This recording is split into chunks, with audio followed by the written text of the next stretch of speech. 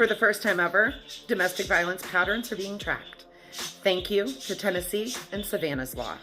As of today, January 1st, 2026, Savannah's law has taken effect, and Savannah's law is a domestic violence registry. Excellent first step in something that needs to happen across all state lines. Before her death, there was a documented history of domestic violence, but the history was fragmented and spread across several reports, so it all seemed like isolated incidents. What happened to Savannah exposed a dangerous truth. The patterns were known, but they weren't tracked, and unfortunately, they weren't shared in a way that could protect her.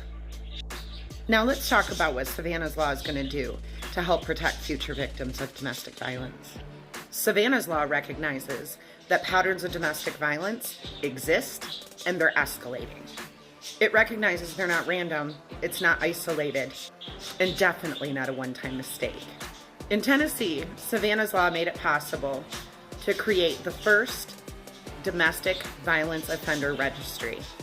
And as of today, that registry takes full effect in Tennessee. Now let's talk about why this matters. Survivors are often told, you were the first, or it was mutual, or it's an isolated incident. Savannah's law says no, history matters, patterns matter, and silence kills. This registry makes it harder for repeat offenders to just move states and quietly start over. Patterns can be seen instead of just erased. Survivors gain access to the truth.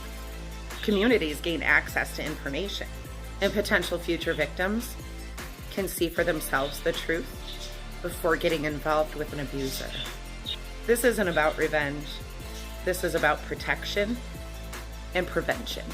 Why this can't stop with just one state? It's pretty simple. Abusers move. My abuser committed domestic violence in 2 different states. Having a registry in each state will keep state lines from erasing behavior. And having it in each state will allow the justice system to communicate from state to state to make sure that they can see the pattern of behavior of that particular abuser. That's where the work still needs to happen. And that's part of my 2026 mission, because survivors deserve to have the information given, and the justice system can better do their job. Awareness is how lives are protected. I will be advocating this registry for Arizona and California, because my abuser was allowed to do the same thing in both states, and neither communicated with each other.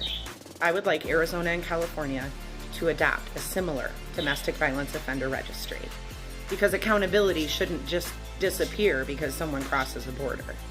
The fact of the matter, Savannah should still be here. So should many people who lost their lives during intimate partner violence. Savannah's story created change, and Tennessee listened, and the rest of the country should follow suit. The sad thing, before things like this happen, there have to be headlines. Savannah's headline created this registry, and the people who advocated for Savannah after she lost her life.